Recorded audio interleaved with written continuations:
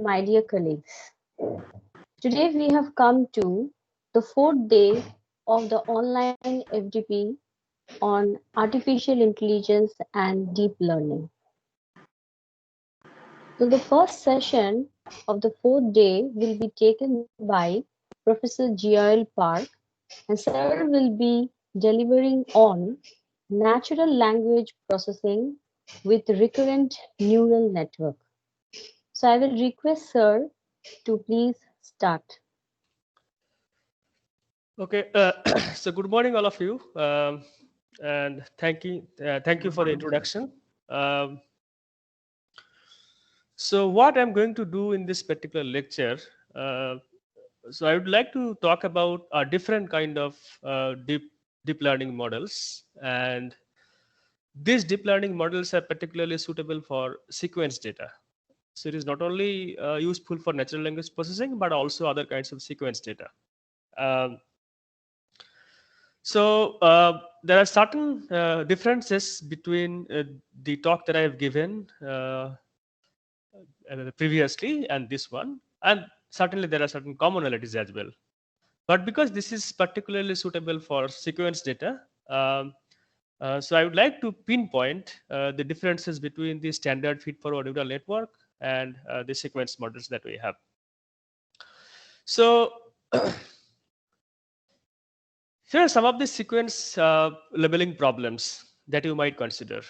For example, nowadays it is pretty common in speech recognition systems. So, given a speech segment, the systems converts the speech segment to text. So, this is one type of sequence labeling problem, and I tell you why it is sequence labeling problem because uh, the order of appearance of the words in a speech, the way you are speaking, uh, does have a significance in the final output. So it cannot be random. For example, you can say the man is perfectly valid English phrase. Whereas if you say man the is, this is not perfectly valid sort of English sentence. So then the sequence information really matters. Now, second, one of the most widely used problems in natural language processing is sentiment classification. Most of you have probably heard of this problem where given a piece of text, it could be a sentence or a paragraph or even the whole document. And what you want to do, you want to label whether this is negative, this is positive, or this is neutral, or things like that. And this problem is particularly useful in, for example, automatic labeling from the reviews. For example, the Amazon reviews, the book reviews, movie reviews, a review on a particular product, on a particular restaurant, on particular food, and so on. So this is once again a different kind of sequence labeling problem. Now, another important thing that people are doing nowadays, and it is actually a very old thing, but due to the advent of deep learning technologies, this is becoming very sort of widespread in language processing tasks. So this is a machine translation. So in this, what you have one sentence in a source language, and you want to automatically convert or translate this into another target language. For example, in this example, I am from India, and this is the English sentence, and then you want to get the French version of this. Similarly, you can consider, uh, for example, English to Hindi, English to any other language, and things like that. Now, activity recognition from video is another important and well-studied problem in sequence labeling. So, what you want to do in this case, given a video or rather a video segment, you want to say which kind of activities is there in the video. For example, somebody is playing a football or somebody is actually running. So, by looking at this video segment, you want to say whether somebody is playing or somebody is running and things like that. And this is important because scene retrieval or scene extraction from video is very popular. For example, in taking a strategy in a football match or in a basketball match, or even in, for example, movie making. Some, for example, the directors might want to know, okay, what are the previous movies where I have this scene? So you cannot directly search or extract information from the raw movie or video itself, what you have to do, you have to have some kind of annotation, textual annotation, where you have the corresponding textual description of the movie fragments, and then you go and extract these frames. Now, the final problem that I want to talk about is named entity recognition. So in this case, given a sentence or maybe a text fragment, it could be a paragraph as well. So you want to spot which of these words in the sentence or in the paragraph are actually named entities. Named entities in the sense that either the word is a person name or is an organization name, or for example, the place name and things like that. So there are certain categories, so you have to say it. So in this case, for example, your system should be able to say that John is a person name, the others are not. So these are some of the examples of sequence labeling tasks in natural language natural language processing. So in this particular talk, I will mainly talk about the deep sequence models for natural language processing problem. And this is also applicable for, in general, sequence labeling tasks as well. There are many other natural language tasks, but given the time limit, I would like to focus on these particular problems. Okay, so let me start by doing a quick recap of what we have done. So you have seen feed-forward neural network. So where you have an input layer, a bunch of hidden layers, a set of hidden layers, and then you have one output layer. Okay. So what it does, it takes always the input, sort of the length of the input is always constant and fixed. So it is typically the number of features that you have in your data. Okay. Now the question is whether this particular model is suitable for sequence leveling tasks. So the question is suitability depends on, I mean, you can definitely build a model. You can definitely build a feed-forward neural network for sequence leveling tasks. There is absolutely no problem. And you will probably get some output. The question is to what accuracy we are going to get the output. Now, there are two problems with standard feed-forward neural network. The first problem is when you are dealing with sequence data, the samples do not have equal lengths. For example, think about the sentiment classification problem. Now, one person might write a review which is, for example, 3 sentences long. Another person is writing review for the same product. It could be 2 sentences long. Okay, so therefore the length of this input sequence is variable depending upon who is writing this review. Okay, now because inherently feed-forward neural network are designed to take the constant number of features, this is not particularly suitable for this kind of data. Okay. Second, and more importantly, in natural language processing, contextual information and the order of the data is very, very important. Okay, so in which context something is appearing. For example, Teddy could mean the name of a dog, or Teddy could mean the name of a person. So depending upon the context in which it is appearing, so you can say whether the Teddy is dog or Teddy is a person. So it is difficult to sort of encode this information in standard feed-forward neural network. And for this, we need to have a special kind of neural network that will tackle all these problems. Hello? Hello? Is somebody saying something? No, sir, it's noise. Oh, it's a noise. Okay. Okay. All right. Thank you. Okay. So therefore, we have to deal with a different kind of sort of the network architecture to solve this problem, sequence labeling tasks. And that's hardly something is it. Okay. Now let's consider this motivating example and see what we can do about it. Okay. Now the example is from the named entity recognition. So my input sentence is Sachin is a great Indian cricketer. Okay. And so I also use this slide to introduce few notations that I'll be using in the rest of this talk. The Sachin is a great Indian cricketer. So this input sequence I call is x1, x2 up to xn. So x1 means the first word, x2 means the second word, and so on. So xi typically means the ith input or ith word. Okay. And for this, my output would be 100001. For every word, there will be one output label. Now, because this is a named entity recognition task, I want to say whether this particular word is a named entity or not. So my labels are binary, 1 means this is a named entity, and 0 means it's not a named entity. So similarly, the output sequence is also labeled as y1, y2 up to yn. Okay, so yi corresponds to the output for the word ith word. So in this scenario, what happens is that the words are typically, so you have to represent these words into this model that you will be dealing with. So words as such do not have any sort of the numerical representation. So you have to convert this into an appropriate representation.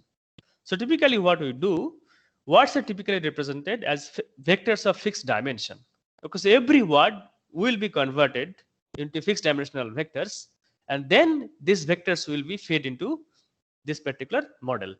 So by this, what I mean is this. So is my pen. Okay.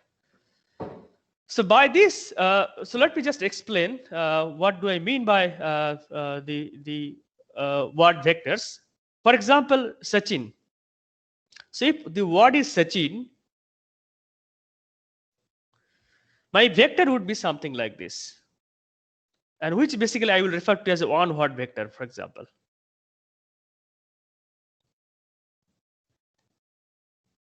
Okay, this is called on hot vector. And how it is done? It is done in this way. So you basically collect all the words into your in your vocabulary. Okay, for example, there are say 10,000 words, unique words in your vocabulary, and then you sort these words in dictionary order. Okay, now if you sort this word in dictionary order, say for example, Sachin's position in the dictionary, for example, 15. So if that is the case, then only the 15th element, for example, this particular element in position in 15th is 1. The rest of the elements are basically 0. So there is only one element which is 1 in this vector. The other elements or other features in this particular vector is 0. And this is why it is called the on-hot vector. Okay. So basically these are converted into on-hot vectors, and then these vectors are actually fed into this model. Now there are other ways people can do it. It is not only about the on-hot vectors. One can also use some kind of other vector mechanism to convert these the words into corresponding vector. Because typically what happens when you have a very big corpus with, say for example, millions of words, distinct words, then the problem with this on-hot vector is that the dimension of this feature vector is going to be, say for example, 1 million. And that is very difficult to manage.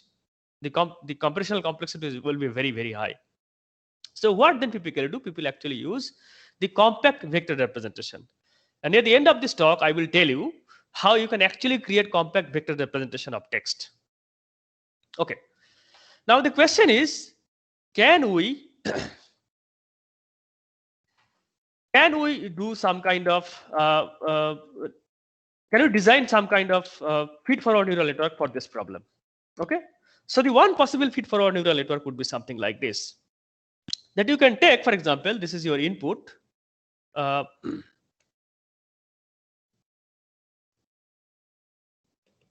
Things like this, and there are one or more hidden layers that you can take, and finally you have some output layer. Okay. So in this case, because we are dealing with the sentiment classification, so I have 3 classes, positive, negative, and neutral. So I will do this. Now, this could be the vector corresponding to x1, the first word. This could be x2, and this could be, say, for example, the nth word. Okay, and this is a feed-forward neural network. So you have all the connections that you can consider, the usual way, and so on and so forth. Okay, and finally you have the 3 outputs. For every sequence, you have 3 output. So this is positive, say P, negative, this, and say for example, this is neutral. Now, the way to do it is this, very simply, that, and ultimately you have to make this sort of the number of basically the vectors, basically the number of dimension constant for every sequence. So what you can do, the x1 is basically the vector for the first word, x2 is basically the vector for the second word, and so on and so forth. So therefore, so what you can do, you can actually concatenate all the vectors. Okay, So you can calculate the vector for x1, x2 up to xn and so on. So finally what you get is very, very big vector, the vector with very high dimension. And that comes as an input in this first layer. And then you apply standard feed-forward neural network to do that. Now I have pointed out the problem. The problem is basically two. The first problem is the length of input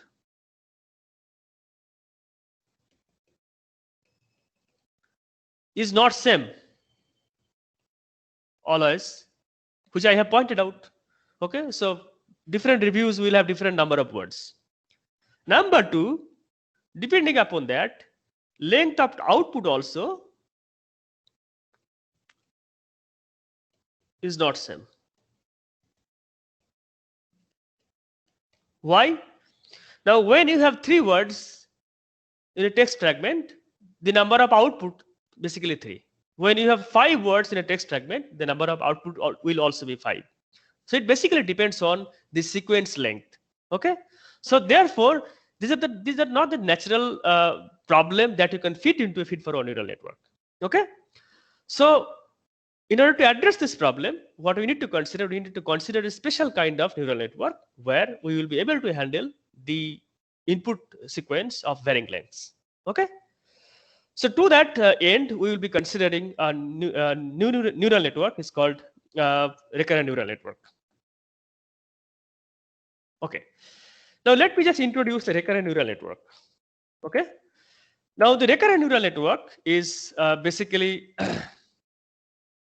again it's special kind of neural network and is slightly different structure than the previous neural network that you have seen. So let's look at the structure first and what are the different components of recurrent neural network. The structure is something like this, that you have this kinds of stuff.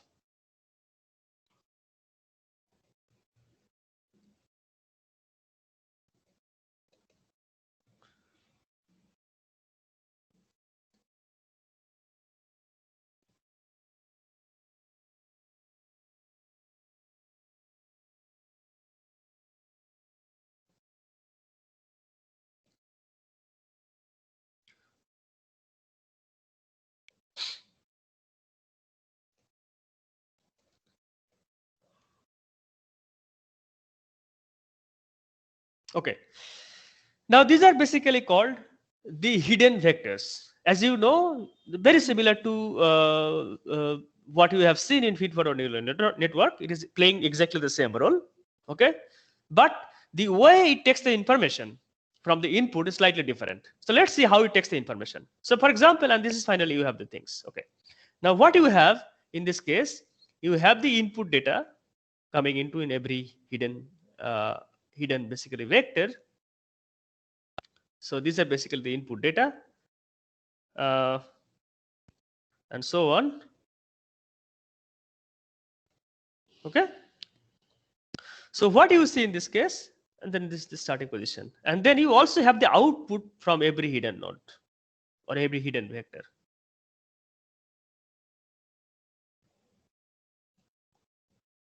You have y4 and so on. You have y5. Okay. So there are 3 components in it. One is the inputs, this x1, x2, x3, x4, and x5. So if you refer to the example that I have given, the named entity recognition tasks, so this could be the individual words in that sequence. Sachin is a great cricketer. So this is, for example, the Sachin is a great cricketer, things like this. Okay. Now, these rectangles are called hidden vectors. Okay. And from every hidden vector, you have one output. So for example, the output for the word x1 is called the y1, output for word x2 is called y2, and so on and so forth. Okay, so in this case, the y1, y2, y3 are basically the tags for the individual words. Okay, and the information also basically flows from left to right. Okay, it's much like the feed-forward neural network. Okay, but the way it combines this information is very different from the feed-forward neural network. Okay. Now, typically what you have, so in this particular network, because this is a neural network, as you know, there are a bunch of parameters, a set of parameters, the model parameters. Okay, just like what you have seen in feed-forward neural network, the weights and so on and so forth. So in this case also, we have three sets of parameters. Okay. So what are these parameters? One set of parameters are associated with the input. I would say this is W. Say for example, I would call it HX. It refers to that the input and with the hidden vector. Okay. This is one set of parameters. Now the second set of parameter is basically connecting one hidden vector to another hidden vector. So which I will denote as WHH. Okay, is connecting one hidden vector to another hidden vector.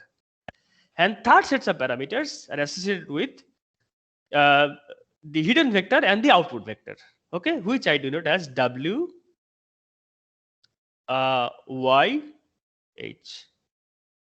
Okay, so these are basically three sets of parameters associated with this particular neural network. Okay, now because we are dealing with the vectors always, for example, x1 is a vector. Okay, so therefore this parameter is basically is not a scalar but a matrix. Similarly, this also is vector. So this basically parameter WHH is also a matrix of parameters, and similarly WYH also a matrix of parameters. So always this WHX, WHH, and WYH, they are basically the matrices of the parameters. Okay. Now the hidden vectors, all the hidden vectors, this one, this one, this one, this one, and this one, they are of same dimension. The inputs also are the same dimension.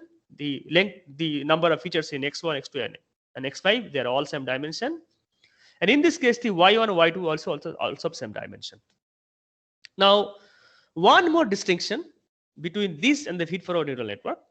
So you have probably seen you can probably draw a very close parallels with the feed-forward neural network with this particular structure. Okay, but the difference is this: is that in feed-forward neural network, when is information passing from left to right, from this side to this side, so you are computing this information from this to this, from this to this, from this to this, from this to this, and so on. Then what you see is that what you do, the parameter that you basically are making use of in this particular layer, this particular layer, this particular layer are different. There are different sets of parameters in standard feed-forward neural network. But good thing about recurrent neural network is that these parameters are shared. For example, in this also you have the same parameter as this one. This also the same parameter. So in the parameters associated with the input and the hidden vectors are always same for all the inputs. Similarly, parameters is WHH in this case, connecting the first hidden vector to the second hidden vector. And in this case, you have the same thing again, WHH, and so on and so forth. Okay. Similarly, the parameters associated with the hidden vector and the output vector is also same. So it is WYH, and so on and so forth. Okay. So they basically, this is called the parameter sharing. Okay. That reduces the complexity, and that also takes into consideration the relationship between different inputs very, very uniquely. Okay, that's the main distinction between the recurrent neural network and the standard feed-forward neural network. Okay. Now, let's talk about how we can compute these parameters. Okay. So let me just show you the computation of this. Just copy this slide.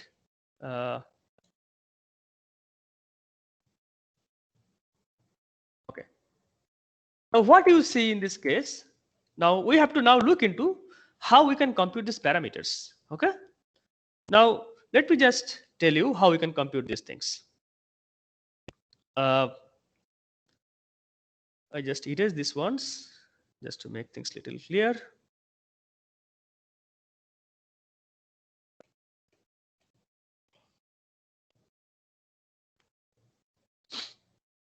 Okay. Now what you have the x1, you have x2, you have x3, and so on. Okay. Now, how we can compute the parameters. Okay. Now, first of all, or how can compute the information? Okay. First of all, the very first input, which is basically the H0, I would denote this as H0. Okay. The hidden nodes are basically denoted by H0. This will be denoted as H1. This will be denoted as H2, and so on and so forth. So H0 is basically the zero vector containing all the zeros. As you know, all the vectors have the same dimension. Okay. Now, how can I compute the H1? So H1 is computed in this way. Okay. Now H1 depends on two things, two factors in this case. The factor one is the the input variable, for example, this one, and the second information, it depends on the previous state. You remember that the beauty about the recurrent neural network is that you want to use information from the previous states or from the history, okay, that you have seen. So these hidden states, the H0, H1, H2, and so on and so forth, they are kind of a summary of what you have seen so far. Okay, because ultimately you have to remember what you have seen so far. Only then you can say what is going to happen next. And this remembering capacity of the recurrent neural network is one of the most beautiful thing, for which it is very, very useful in modeling the sequence data. So therefore, H1 will depend on the input which it is taking in this particular state and the previous state. So H1 is equals to what I would say is a function of this. What? So there is a parameter matrix associated with this one, which is W XH HX. So it is W HX into the input X1 plus then this particular vector that you have, which is W HH into the previous state, which is H0. Okay. So these two information is actually combining the current input and the previous state. Plus, I need to have a bias for this one. So basically, I have a bias. Okay. So I would denote this is a bias of hidden vector. So this is my computation for the hidden vectors. Okay. Now, what about the output vectors?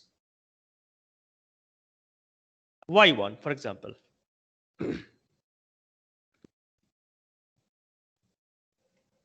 So my Y1 is equals to, so Y1 is basically coming from the hidden vector directly. So Y1 again is some function of, when I will tell you soon enough what's the function is, it is W YH into the hidden vector corresponding to that, in this case, which is H1 plus the bias for this Y. Okay. So this is how basically we are computing the H1 and Y1. And this G function, the G is basically an activation function. Okay, it could be either, typically it is tan H in recurrent neural network, but one could also use the sigmoid function. Okay. So just to summarize, therefore, what it does is that, so the hidden nodes are computed by using the information from the previous hidden state and the current input, and the output information is computed from only the current hidden node. Okay. So this is how we can actually compute this information in the recurrent neural network. Okay. So, so what is the problem with the recurrent neural network? And there is a big problem with the recurrent neural network. The problem is this, that ultimately we have to train to find these parameters. Okay. So let me just draw the neural network again, recurrent neural network, and I would like to clip a little bit rather than using the boxes. I will use the circles to denote the hidden nodes. Okay. Now here's this problem. Now say this is the first, for example, first hidden node. This is the second hidden node. This is the third hidden node, and so on. And finally, This is the nth hidden node. Okay. Now the input coming in, this is x1, this is x2, this is x3, and this is, say for example, xn. Okay. And these are the outputs, y1, y2, y3, and yn. Okay. Now, in order to, so there are three sets of parameters I have mentioned. One set of parameters associated with this one, associated with this one, and associated with this one. Okay, there are three sets of parameters, and I will denote this as W1, W2, and W3. Okay. Now my ultimate goal would be from the training data to find the values of these parameters, parameter matrices. Okay. So the standard way to do it, and I have pointed out in the previous lecture, is that in any machine learning algorithm, when you want to find the model parameters, which is your ultimate goal, what you have to do, you have to first construct the loss function. Okay. And then you minimize the loss function using gradient descent approach. Okay. Now in this case, what would be my loss function? Okay. So my loss function is this. My loss function is between what? Between the output given by the model, which I will denote as output predicted by this model, and the output is my training data, which is the gold standard. Okay. Now how we can compute the loss in this case? Now we have to compute the loss at every output position. So at y1, at y2, at y3, and yn, and then sum over this. So this is, for example, I is equals to 1 to n, and the loss at every output position. Okay, which is basically this, the p at ith position and the gold standard at ith position. That is how basically we are going to compute the losses. Okay, so that means here there will be one loss, say ln. Here there will be one loss called L3. This is L2. This is L1, and so on and so forth. Okay.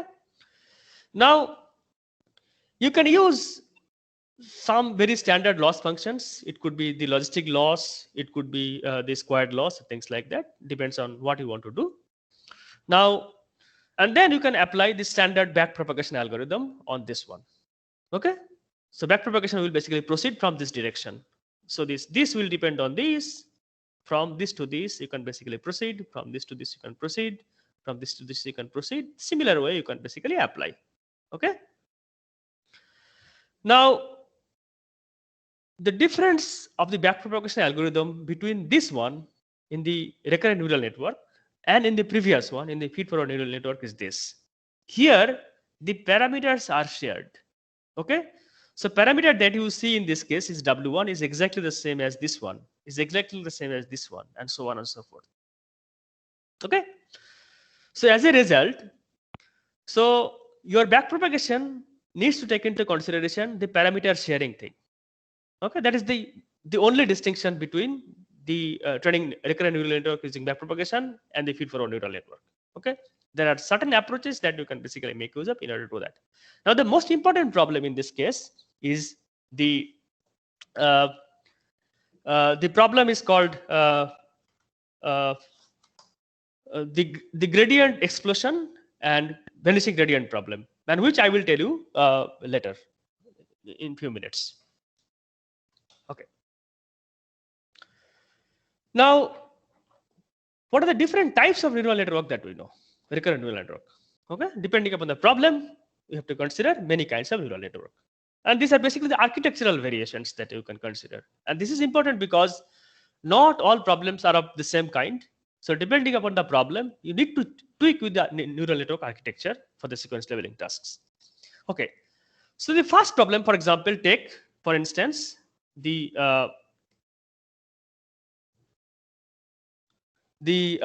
sentiment classification problem. Okay.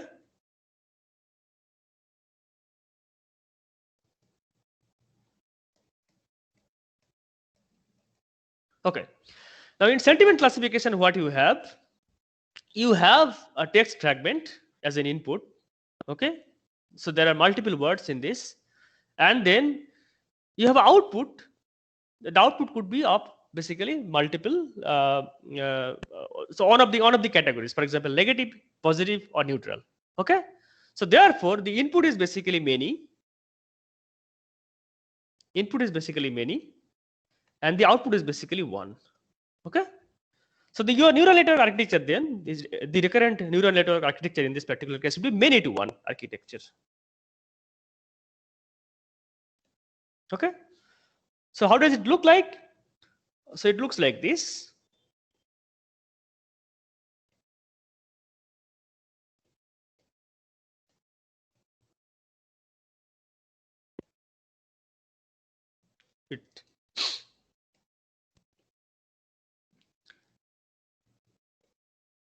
It looks like this. Okay, and here is the output that you have.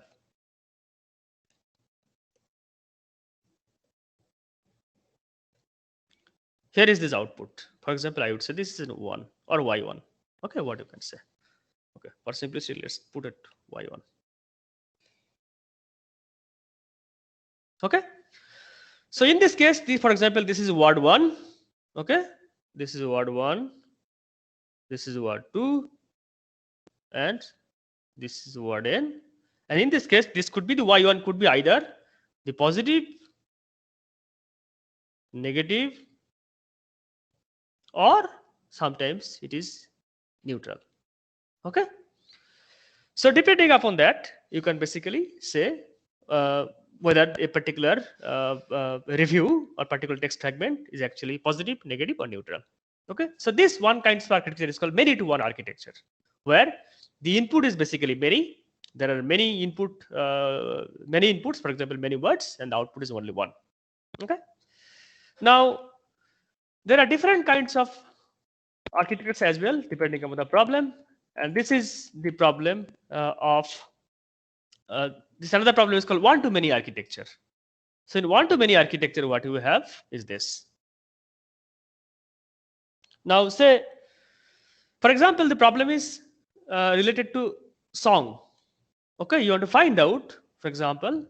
So my input is in this case the song type. Okay, it could be sad, it could be love song, or things like this.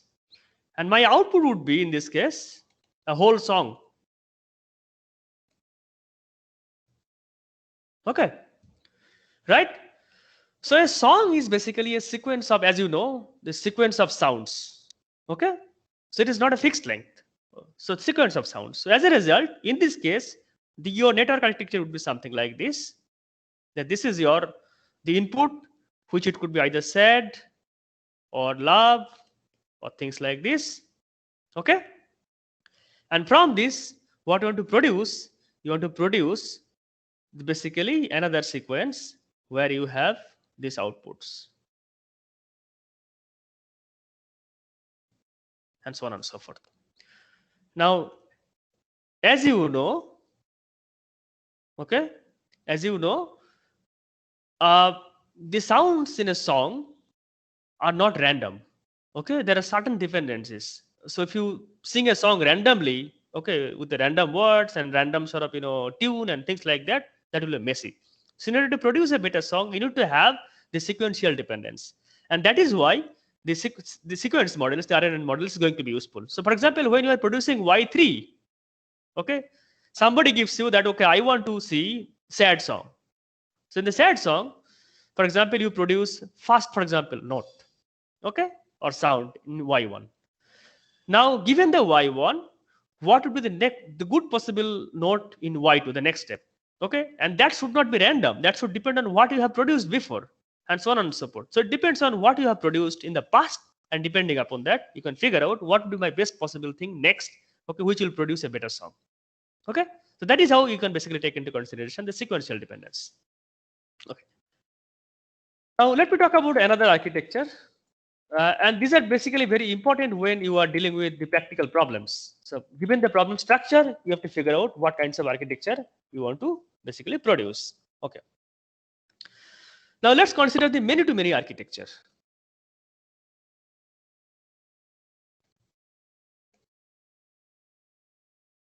Okay. Now the problem that you have named entity recognition.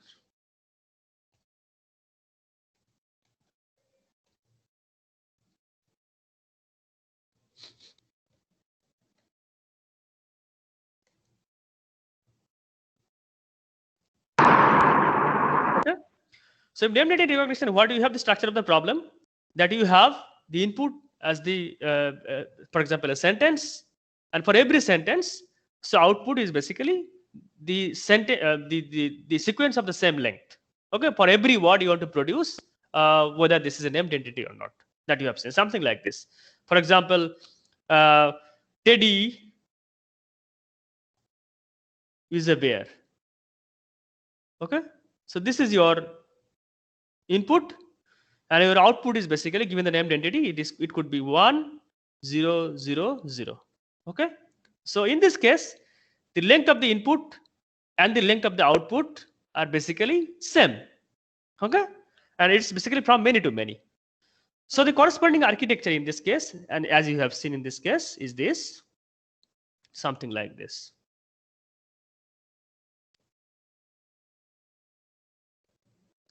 Very similar kind of architecture. So you can produce the output in this case y2, y3, and y4. This is x1, x2, x3, and x4. Okay. The assumption is that, okay, there are many kinds of many-to-many architectures, but this is one of the types. So in this case, you are assuming that the length of the input and the length of the output are the same. Okay. So I will give you another example in the next slide where this is not the case. It's again many-to-many architecture, but the length of the input may not match or is not equals to the length of the output. So in that case, you have to consider a different kind of architecture in this case.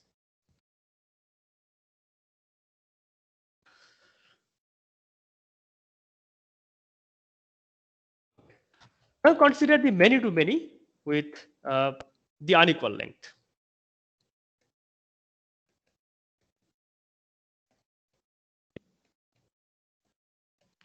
So length of input is not equals to length of output. Okay. So let's consider the problem of, for example, the machine translation.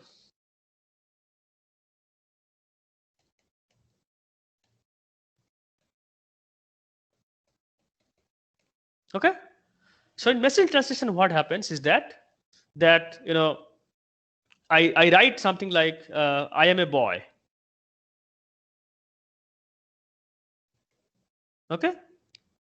So from this, and I'm just using because my mother tongue is Bengali, so I'm using the Bengali just to, for those who do not understand Bengali, I will try to explain it. So this is, and I use this example just to illustrate the point. So my input, the input sentence is I am a boy, and my output could be আমি একটি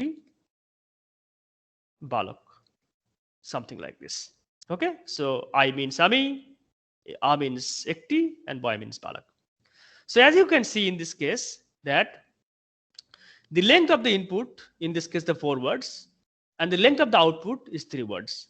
So the previous architecture that you have seen, it's again many to many, because there are many things in the input and there are many things in the output. So you have to opt for many to many architecture. Okay, but so in this case, but then we cannot use the previous architecture because the length of the input is not equals to the length of the output. So what then you should do in this case? This is a different kind of architecture. It's called encoder decoder architecture.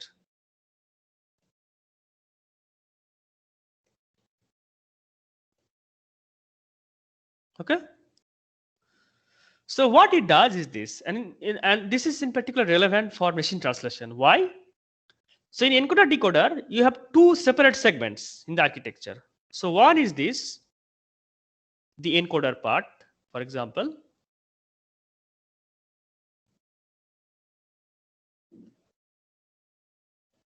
Okay, and then you have a separate part is called decoder part.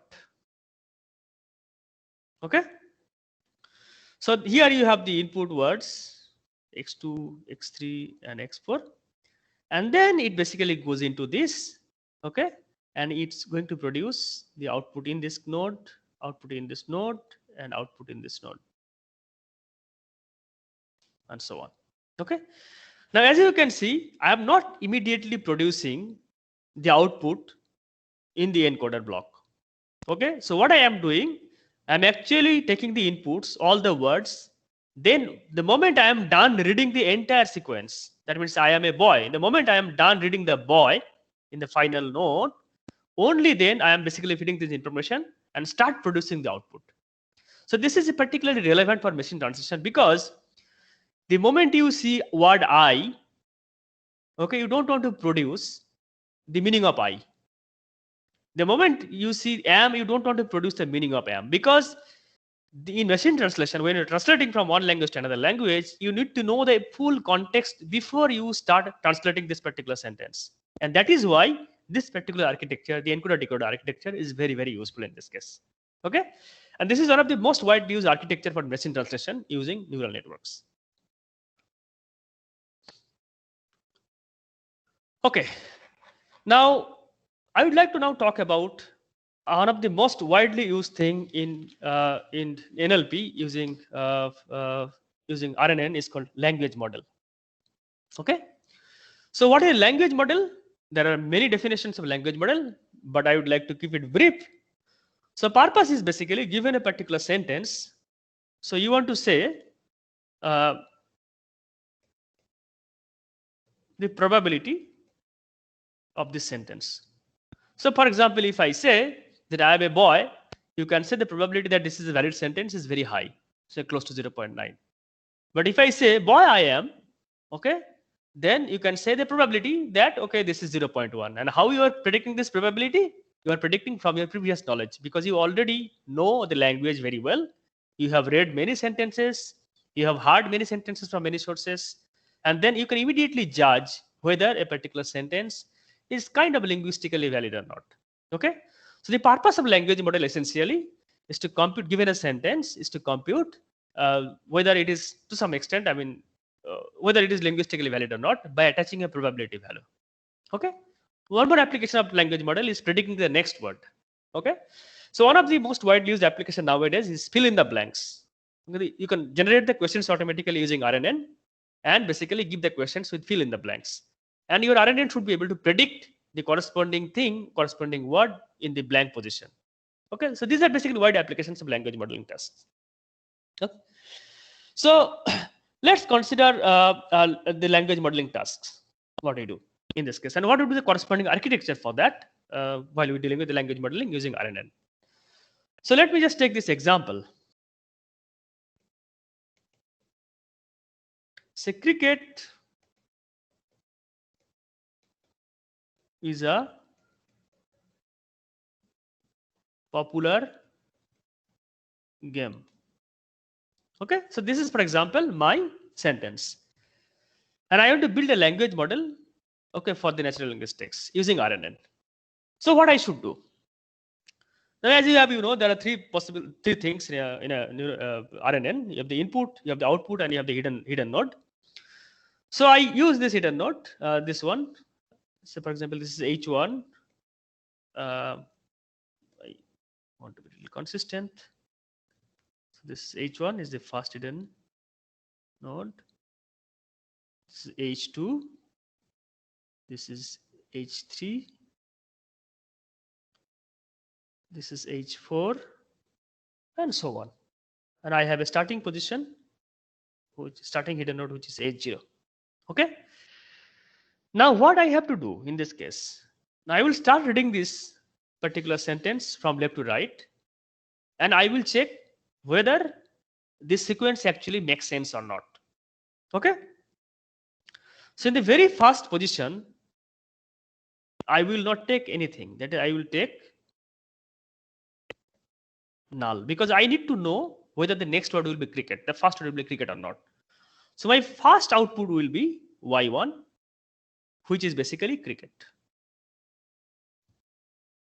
Okay, right. Now what would be my input to this one? Now that I know cricket, the first word is cricket, I know what's the probability of the cricket and so on. Now given the cricket, I would like to know what is the probability that is will appear after cricket. Okay. So then I have to pass this information into this. So in this case now x2 is equals to cricket. Because I am feeding the previous word in this particular node, I am telling that my previous word is cricket. So what would be the best possible the next word? Okay. So what I'm trying to produce in this case is called is. Okay. It is not exactly producing this one, but I want to maximize the probability so that I will produce is. Okay. Now for the H3, similarly, the X3 is equals to, in this case, is, because then you are going to say what's the next word is basically is, and I'm going to produce in this case A, and so on and so forth. Okay. So finally you produce this one. Okay. Now in the final layer, you get the value, some value in this case. Okay. And you can see to what extent it is actually possible or not. Okay. So in similar way, you can compute the loss function that we have computed at every position. So loss is basically sum over all the position, I is equals to say 1 to n. So loss over the predicted at position I, and it's a gold standard at position I, and so on. And the same way you can basically do it. The only distinction, and this is a slightly different architecture, because in this case you have to feed into what you have seen previously, the last word that you have seen. Okay, when you are predicting the next word and so on. So essentially, you are going to produce the next possible word at every hidden state, considering the information that you have seen so far in all the previous states. Okay, and that is how you can build the language model. Now, what do you mean by building language model using RNN? Now, the way to do it is this. You take a very big corpus, a large corpus. Corpus means the set of sentences. Okay, you can basically, collect all the sentences from a very big corpus, and you can consider that every sentence is an input. Okay, as an input sample into your RNN. Okay, now take one sentence, apply this RNN, try to minimize this loss. Take the next sentence, apply this RNN, try to minimize this loss, and so on and so forth. So if you do it over, for example, billions and billions of sentences and train this network using this particular approach, what you are going to get, you are going to get 3 sets of parameters. So parameters associated with this one, this one, this one to this one, and this one to this one. So essentially that's your goal. Ultimate goal is to find out the parameters associated with the input to hidden, hidden to hidden, and hidden to output. The moment you get all the parameters, that means you have learned the model. And when you learn the model, what you can basically use it for, whenever a new sentence comes in and you already know the parameters, okay, you can simply compute this way that we have basically shown the computation. You can simply compute the way, and then you can finally say whether this is a good sentence or a bad sentence, whether this is linguistically valid or linguistically bad, and things like that. Okay. Okay. Now, there are some problems with RNN. Okay. The problem with RNN is the major problem with RNN is this, that one problem is called the vanishing gradient problem.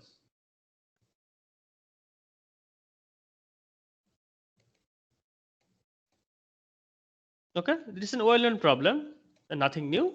It's the same as this one. So in vanishing gradient, what happens is that, so see, when you are training your neural network, essentially what you are doing, you are actually doing chain rule of derivative, okay, in order to find the parameters. So chain rule of derivative means multiplication over many derivatives. Okay, so you have derivatives from individual cells and so on, and then you can multiplying the whole thing to get the final derivative. Now, depending upon the activation function that you are using, okay, or maybe even the values, whatever activation function that you use, even depending upon the values of the input, okay, the derivative might be small. And if you multiply too many small numbers, okay, in a sequence, then you're going to get a number which is very small or close to 0.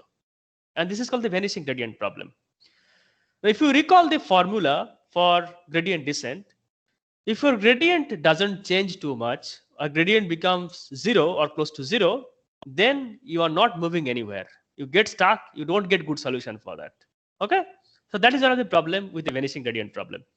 And it depends on the length of the input sequence. So if the length of this RNN Okay, the length of the chain is very long, then it's going to be much more severe compared to the shorter chains. Okay, and which is pretty common. So in natural language processing, for example, you are always dealing with say long paragraphs and long sentences and things like that. This is a pretty common problem. The second problem is called exploding gradient.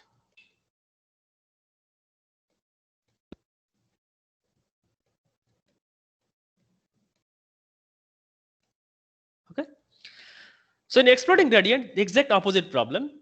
What happens in this case is that now again you are doing multiplication over the derivatives of the individual quantities. There are too many multiplication, and again depending upon the chain, if the individual derivatives are greater than 1, for example, okay, then when you multiply too many such things, then you get a number which is very big. Okay, and as a result, what happens? Your gradient descent will descend very, very fast. It may overshoot the destination. Okay, it may not give you the desired solution that you're looking for.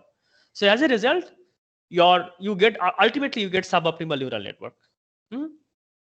And number 3, of course, the uh, the problem with this one is called the memory problem.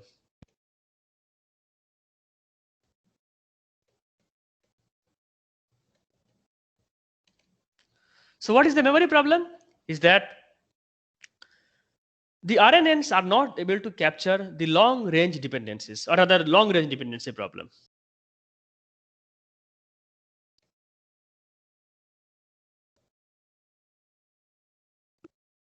Okay, long range dependency problem.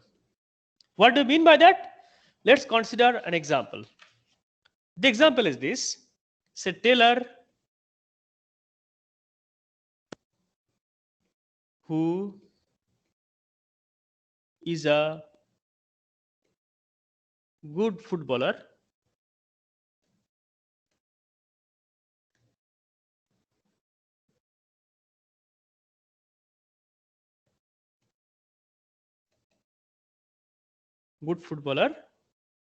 is a kind boy.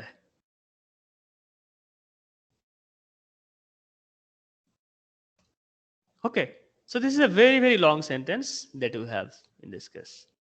Okay, consists of too many words. Now,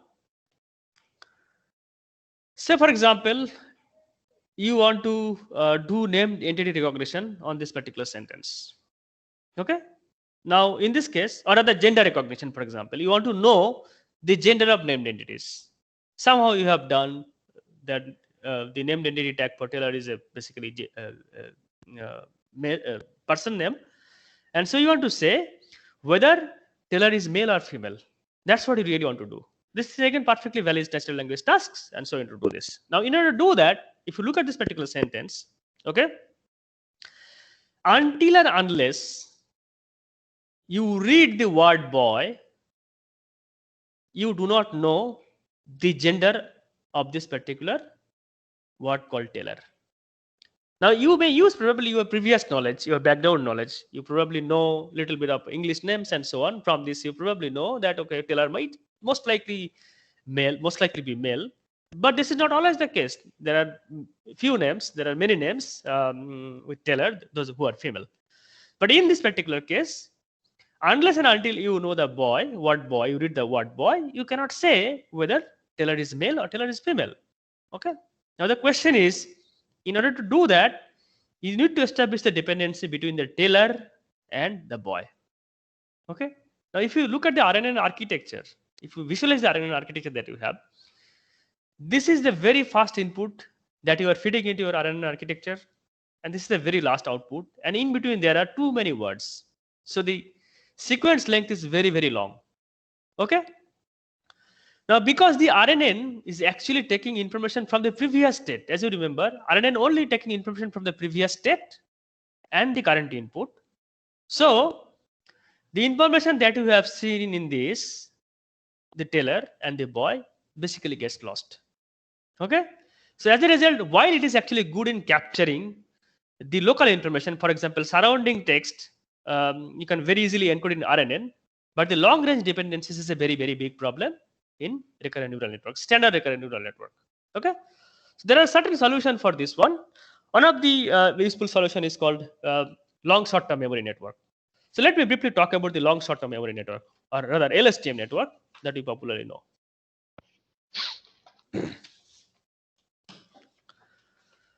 So the LSTM network,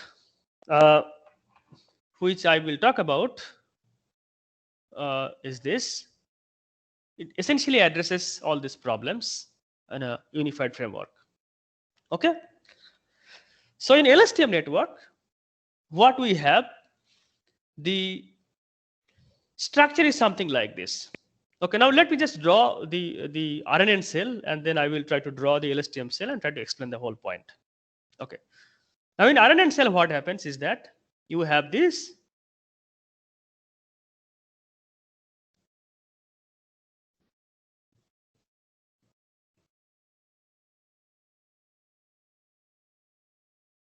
Now, so this is, for example, the previous one. You are taking xt minus 1. This is the input. Okay, you are passing this information here. This is corresponding to xt. This is corresponding to xt plus 1. Okay, that is how we basically passing this information to this. And then you have the outputs here.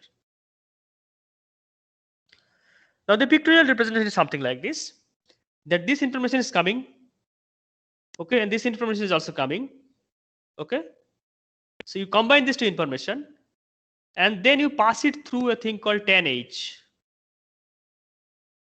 Okay, so 10H is something that you use to combine this information.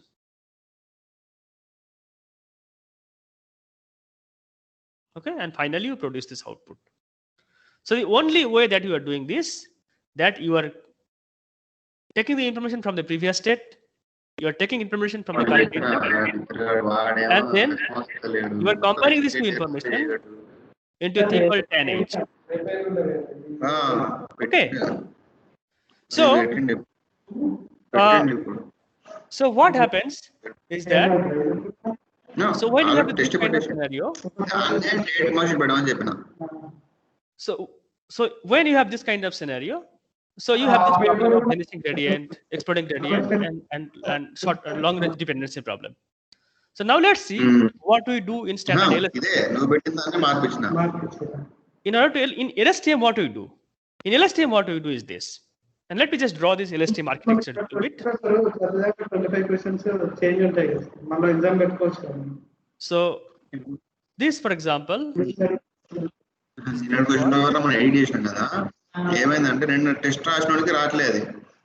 okay.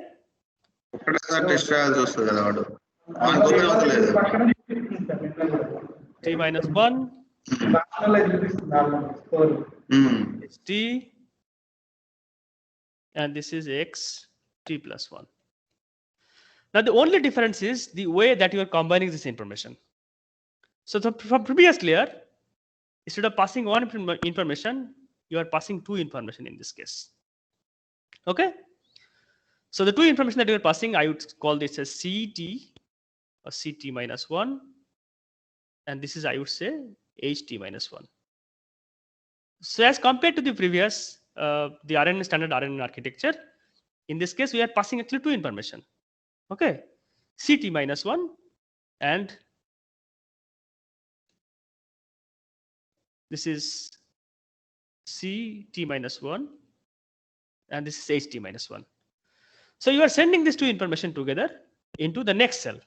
Okay. And now let's see how we can combine this information together. Now in this case, you have multiple operations is actually going on. Okay. So one operation is basically producing something in this case. Another operation is producing something in this case, and I will explain in a moment what they are. Then this is one more operation. Okay. And finally, this is one more operation that we are doing. And finally, you produce again two things. This is HT and this is, again, you are coming from this. This is CT. Okay. Now, the operations that we are doing, and again, they are basically combining in this information. separate functions that you are doing. So here you have a sigmoid function. Here you also have a sigmoid function. Here you have a tan h function in this case. So I'm just writing in this way. Okay. Here you also have a sigmoid function. Okay. And finally, you also have this information here. So it is coming through this with multiple operations again. Okay. So you're combining this information, you are doing the product. In this case, you are doing the additional information in this case. Okay. By combining this information. And then you are passing this information along this one. You have tan h in this case. Okay. And finally, you are producing this information from this layer to this layer. Now, the difference between this and this one, so on and so forth. So there is an additional thing called CT1. So the CT basically, CT is telling you what information you should remember and what information you should actually forget. Okay. Now that is basically the most important thing in this case, is going to play an important role of how much information you want to retain and how much information you want to really discard. Okay. Now let's see the computation procedure of this particular network.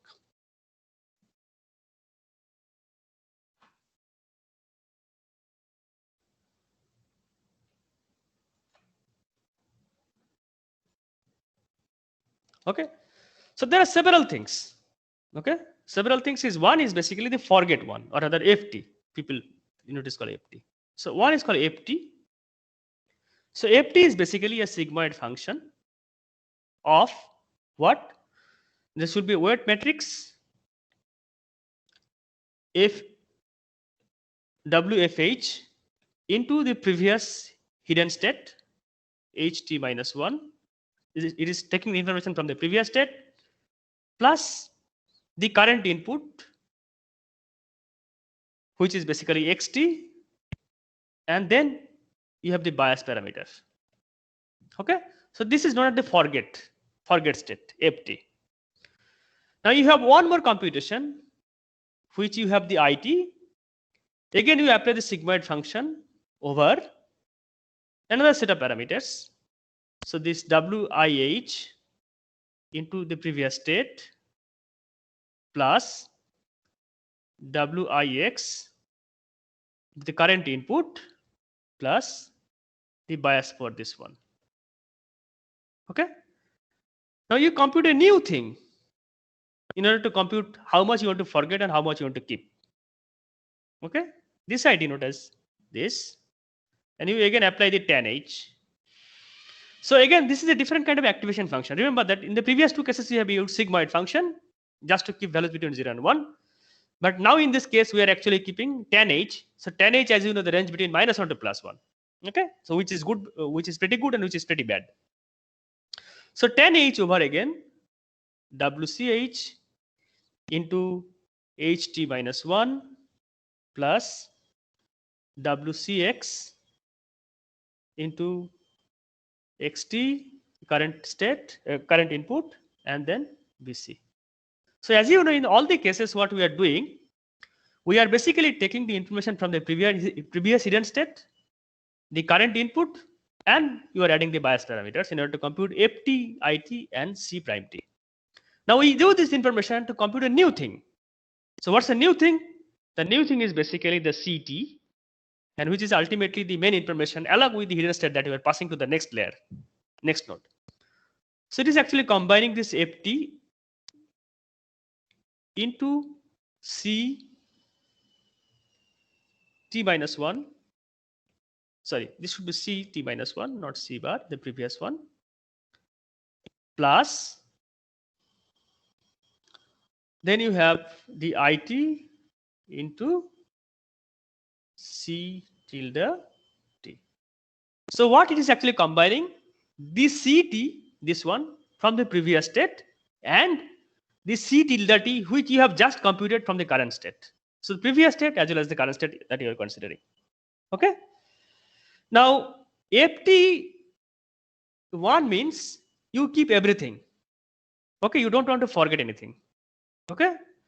Now FT0 means that you want to forget things. So that means when ft is 0, this particular quantity is 0. So if you look at this particular expression, okay, you are forgetting the previous information. You don't need, your model knows that I don't need to know the previous information. So I have enough information now. I simply discard this one. I can basically look at the future. Now, one more thing is called OT. OT is again sigmoid function over the WOH, the previous state, hidden state, plus WOX into the current input plus BO. And finally, you have the hidden state that you have. So this is OT into tan of H of CT. Okay. So now if you look at this thing, the FT, this one is actually helping you to determine whether you want to forget something, you need to forget something, or you need to keep into your memory. Okay. Now, this is the two information that you are passing to the next layer. The next node is basically the CT and HT. Okay. So HT is the hidden state, is a kind of summary of what you have seen so far. So the output that you produce from a particular node, you produce from this particular HT. And this CT is basically helping you, okay, how much you want to remember, how much you want to forget. And along with the HT, you are passing the CT to the next layer. Okay. So as you have seen, these are the basically main difference between LSTM and the standard recurrent neural network. So this is a powerful thing called FT and CT. These are the main distinction, the main computation that is driving the LSTM network compared to the standard recurrent neural network. So the LSTM has nice ability to fight all these problems, the gradient explosion problem as well as the short-term memory problem. So it can actually remember long-term memory as well as short-term memory. Memorizing short-term things, short context is not a difficult thing. There's any way you can do it. But the long-range dependencies is a very difficult problem in RNN typically. And that is how LSTM is a very powerful model to do that. Okay. So in almost all the experiments, it was shown that LSTM models typically outperforms the standard RNN model for a set of natural language tasks. Okay. Now, so far so good. So basically, so there are one more model. There are many models to fight these problems, standard problems. The one more model, and I don't think I'll be able to tell you because of the paucity of time. This is called gated recurrent unit or GRU. It's a very similar to what you've said. This is somewhere in between RNN and LSTM. Slightly less complex than LSTM, but more complex than RNN. But it has exactly the same objective as that you have seen in this case of LSTM. Okay, so I'm skipping that part. Very similar kind of motivation that they have used to build this particular model. Okay, now one more important thing is the bidirectional RNN. Okay, now if you look at this, so far what we have seen, the information is basically passing from or flowing from left to right, from one direction to another direction. Okay, so when you are a position, for example, third position, so the information you made use of first position, second position, and third position itself. You are not looking at the future. Okay, but sometimes for some problems, it is always better to look at the right context as well in order to know exactly what it is doing. So let's consider this particular example, and this is a nice example to illustrate this point. The example that I have is this. Say you have two sentences. He said, Taylor is a good company. Okay, and he said, Taylor is a nice boy. Right? Now, from these two sentences, as you know, the Taylor in this case is basically a company. And Taylor in this case is a boy. Right? Now, in an RNN architecture, when you do a standard RNN architecture, when information is passing from this side to this side, okay? So the moment you see Taylor in both these examples, your RNN is not able to determine, okay, the unidirectional RNN, which is coming from left to right, is not able to determine whether Taylor is a company or Taylor is a boy. There is no way you can do that. Okay, the only way you can do it if you combine information from left as well as from right. Okay, so here, therefore, in this particular architecture, what we do, We actually combine the information from left context as well as from the right context. And that is why it is called the bidirectional RNN. So simple idea is basically you merge, you take two networks, two RNN or two LSTM you can take, unidirectional network. Okay, one for the forward and one for the backward. Okay, and then you simply combine this information together into same framework. So let's look at this. So the architecture is something like this, that this is my forward. Okay. So for example, this one, and this one. So in this case, my output is X1, this X2, X3, and X4. So information is basically flowing in this way, in this way, in this way, and in this way. Okay? And so on. Now you have another one, okay, which I will call is this, the backward one of same length, okay, because you're dealing with the same sequence. So in this case, you are giving the same input to this. You are not changing the input, but only in reverse direction. So now the information flowing in this direction. Okay, flowing in this direction and so on. Okay. Now what you have? So in this case, you have one hidden vector. Okay, you have H1, you have H2, you have H3, and you have H4.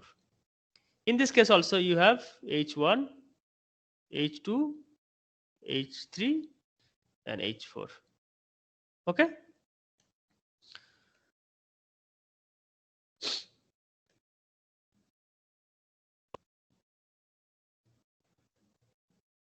H4.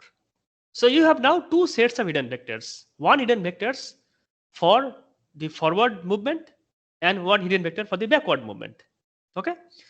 So now how we should combine these two information? So the way to combine these two information is this, that you can actually merge these two information together. So when you are computing the output, so the output ultimately you have to produce. So here Y1, Y2, Y3, and Y4. So you remember that in case of standard recurrent neural network, the output was computed based on the hidden state. Okay, only the hidden state from the one direction. But in this case, what you should combine, the output is basically, for example, Y1 in this case is a function of H1 from the forward, which I denote this as this forward, and this is I denote this as backward. So H1 from forward and then H1 from backward. Okay. So these two information basically you can combine to produce the output of all the outputs like Y1, Y2, Y3, and Y4, and so on and so forth. So standard way to do it, basically you can simply concatenate these whole things. So ultimately what you get, that F could be this, you can concatenate two vectors. So H forward and H backward, you can simply concatenate. So if you have n-dimensional vector in this case, you have n-dimensional vectors in this case. So the concatenate vector will have the two n dimensions. Okay, and so the concatenate vector you can consider as a combined hidden state for this RNN, and which you can basically use in the same way that you have seen in standard RNN to produce the output. Now, the bidirectional RNN, although I am referring to this RNN, this could also be applied for LSTM as well as GRU.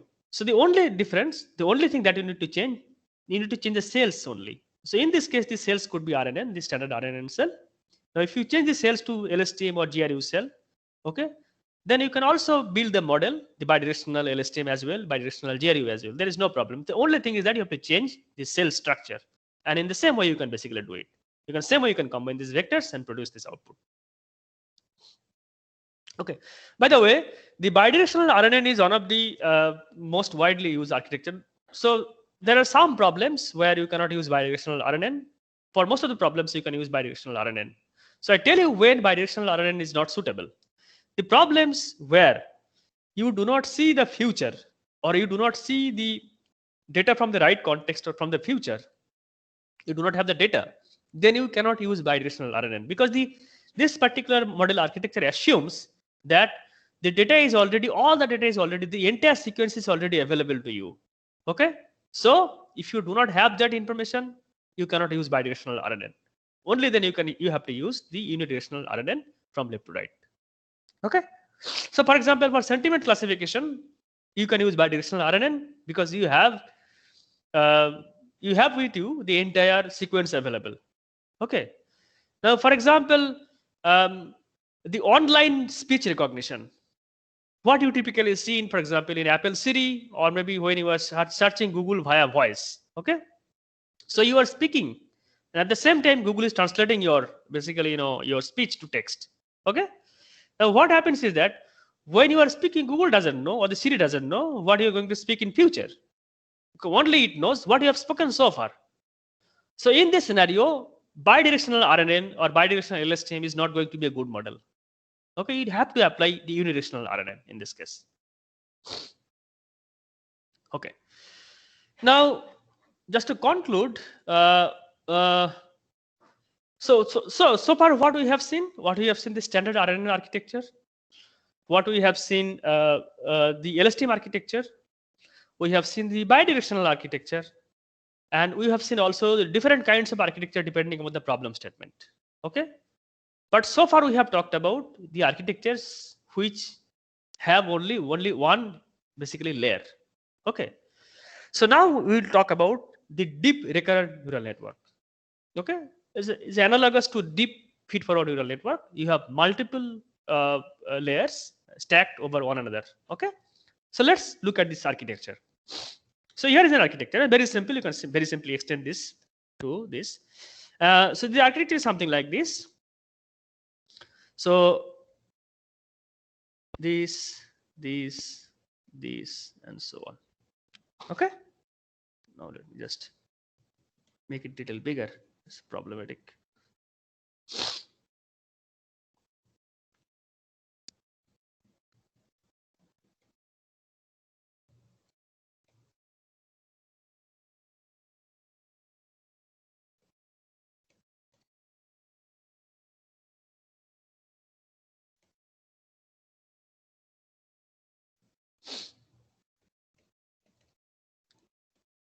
Okay. So here you have this structure. Now you can simply stack multiple layers. You can simply stack up multiple layers, one after another. Okay. So you can take this one, you can take this one, you can take this one, you can take this one, and similar structure in this way, and so on. And so basically you can go on basically multiple this way. Okay. Now what happens is that now every node or every box or every cell, okay, you have the hidden state, which I will denote this as H1. That means first node of first layer. This I will denote this as H12. Okay, the second node of the first layer. This is H13. This is H14. Okay. Similarly, what you have here, you have H21, H22, H23, and H24. Okay. So I'm just drawing two layers. You can basically stack up things and then do it. Okay, that is not a problem. Okay. Now in this case, what happens is that now the hidden layers, for example, consider this particular node, the second hidden layer. Okay. So it is taking information from the hidden state of the previous layer, that means H1, and the hidden state of the same layer in the previous state, which is basically H21. Okay. And then you can basically combine these two information together to find out what would be the possible output from this information. So in that case, the H22 is a function of H12 and H22. Okay. So similar kind of sigmoid function or some activation function that you can make use of. The same way you can basically combine this information on this one. Okay. Now remember that the only difference with the previous one is that in this case, the every layer. So for example, consider the very first layer. In the very first layer, you have the parameters associated with this one, parameter associated with this one, and parameter associated with this one. Okay. Now in the second layer, and these parameters are shared across all the nodes in the very first layer. They are same, all the parameters the same. Now in the second layer, the next layer, you have the new sets of parameters. So what I am trying to mean is that inside the same layer, you have the same sets of parameters. But for the different layers, you have different sets of parameters. So in that sense, this model is much more complex in terms of the parameter complexity because you have too many parameters, and the more layers that you take, the more complex the model becomes. So as a result, you need to have lots of training data. The training complexity is also higher. Okay, but the good side about this model is that, as you have seen in the case of the deep feedforward neural network, is that when you have very complex problem, complex in the sense that the dependency between the inputs are highly non-linear, very complex, not easily captured by standard network. The stacking of these layers basically is a very, very important thing to do. Okay, and people do use in practice the deep recurrent neural network. So again, these cells are generic cells. The cells that I have drawn in this case are generic cells. These cells could either be the standard RNN. Okay, this could also be LSTM cell, or this could also be GRU cell, or this could be anything, any cell that you can develop depending upon your application. Okay, so these cells simply are generic cells. So when you take the LSTM cells, you will have the deep LSTM neural network. So all the cells are LSTM cells, you have a deep LSTM network. When you use the standard RNN, you have standard RNN with the number of basically layers that you take, the deep RNN, and similarly for the GRU and so on and so forth. Okay, so in practice, typically people use this particular network structure, but you have to keep in mind that because of the number of parameters is very large compared to the standard network. So if you do not have plenty of training data or plenty of computation power, okay, so you probably want to clip the number of layers in this particular network. Okay. Okay, I think I am almost near. So I would like to conclude, and I'd like to stop, and happy to take a couple of questions from the audience.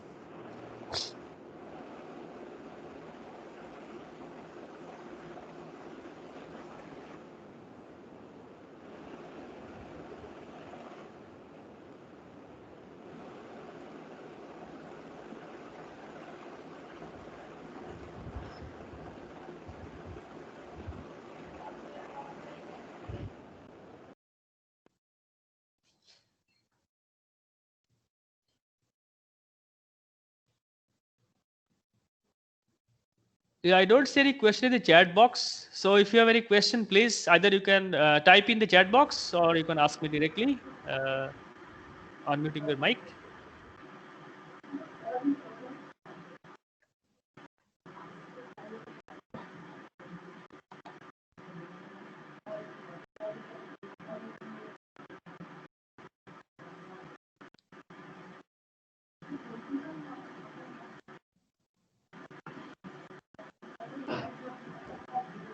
So we can see that there are no questions coming. So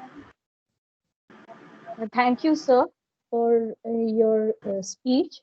And if there are no questions coming, then we will end here. And if they have any queries, then they can mail you also. Yeah, they can email me, definitely. They can email me and I will try to respond. Thank you, sir. Okay, thank you very much. So our next session will start at 11:15.